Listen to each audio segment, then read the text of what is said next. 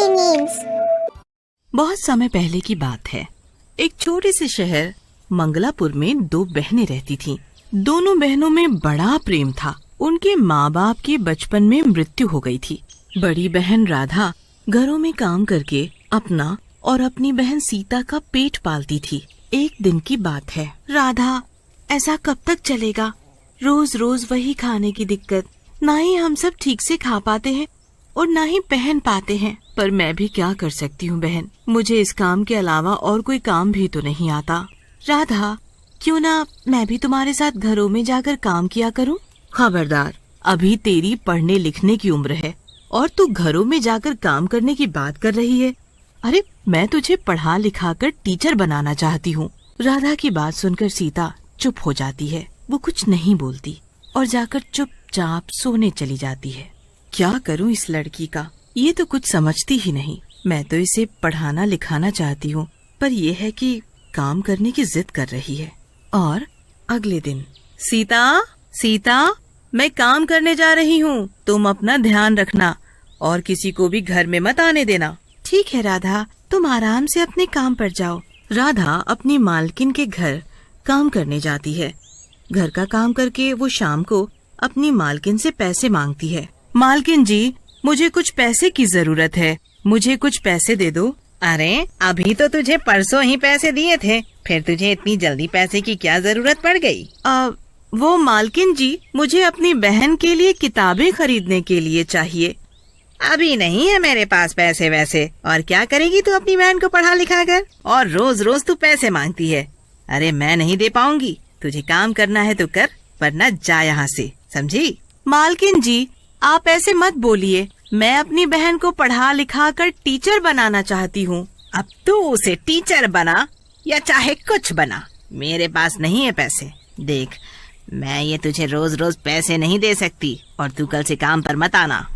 अरे मालकिन जी, आप ऐसा मत बोलिए। आप काम नहीं कराएंगी तो हमारा गुजारा कैसे होगा? वो मुझे नहीं पता। अब तू जा यहाँ से, चल निकल, चल फुट। राधा वहाँ से उदास मन से जब शाम को काम करके लौट रही होती है तो वो पूरे रास्ते यही सोचती आती है, जब सीता मुझसे पैसे मांगेगी तब मैं उसे कहाँ से दूंगी और उसे कैसे बताऊंगी कि मालकिन ने मुझे काम से निकाल दिया है।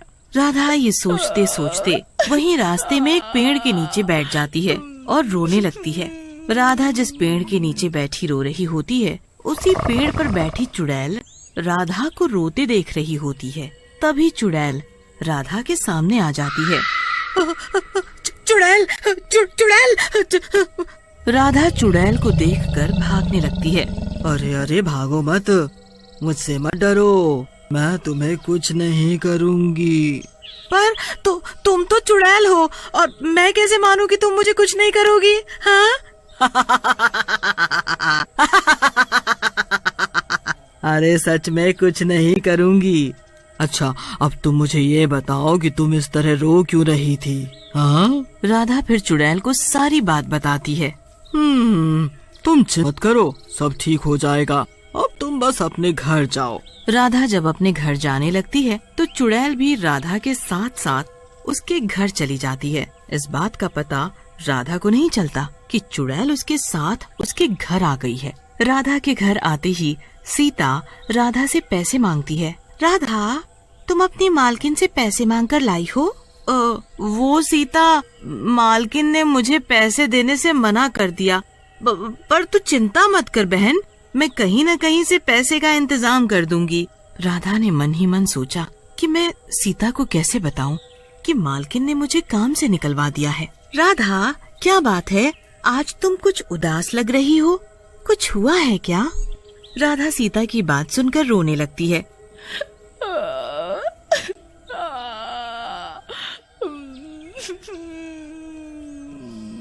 और फिर उसे बताती है कि मालकिन ने उसे काम पर आने के लिए मना कर दिया है। तभी राधा सीता से कहती है, अच्छा तू ये सब छोड़, मैं तेरे लिए कुछ बना कर लाती हूँ। राधा रसोई में जाकर देखती है, अरे रसोई में तो कुछ भी खाना बनाने के लिए नहीं है, सारा सामान खत्म है। अब मैं सीता को क्या खिलाऊंगी? तभी राधा रसोई में ऊपर रखे डब्बे को उतारती है तो देखती है उसमें थोड़े से ही चावल रखे थे, जिससे कि सीता का पेट भी ठीक से नहीं भरता। मैं सीता को यही बनाकर खिला दूंगी। राधा सीता को वो थोड़े से ही रखे चावल बनाकर खिलाने जाती है। ये ले सीता, आज ये चावल खाकर ही काम चला ले, आज ये ही है। सीता देखती है कि राधा अपनी थाली नहीं लाई। राधा, तुम्हारी थाली कहाँ है? राधा कुछ नहीं बोलती तो सीता सब समझ जाती है और वो आधा राधा को दे देती है और आधा खुद खाती है। खाना खाते खाते राधा रोने लगती है। राधा, तुम रो मत, हम दोनों कुछ न कुछ तो करेंगे जिससे कि हम पेट भरकर खाना तो खा सके। तभी सीता के दिमाग में एक आइडिया आता है। क्यों ना तुम मेरे स्कूल के बाहर चिली पोटैटो बेचो? मेरे स्कूल के पास ही एक आंटी खाने पीने की चीजें बेचती हैं। उनकी बड़ी कमाई होती है, तो तुम भी स्कूल के बाहर चिली पोटैटो बेच सकती हो। पर तेरे स्कूल के पास चिली पोटैटो बेचना ठीक रहेगा? तुझे अजीब नहीं लगेगा? नहीं राधा, मुझे क्यों अजीब लगेगा? तो फिर ठीक है, कल से मैं चिली पोटैटो बेचूंगी। फिर दोनों बहनें खाना खाकर सो जाती हैं। आधी रात में सीता का पेट न भरने के कारण उसे बहुत जोरों से भूख लगती है। राधा, मुझे बहुत जोरों से भूख लग रही है। मेरा पानी वाले चावल से पेट नहीं भरा। लगता है आज तो पानी पीकर ही पेट भरना पड़ेगा। राधा रसोई में पानी पीने जाती है और वो उधर जाकर देखती है कि रसोई में विभिन्न प्रकार का भोजन रखा है।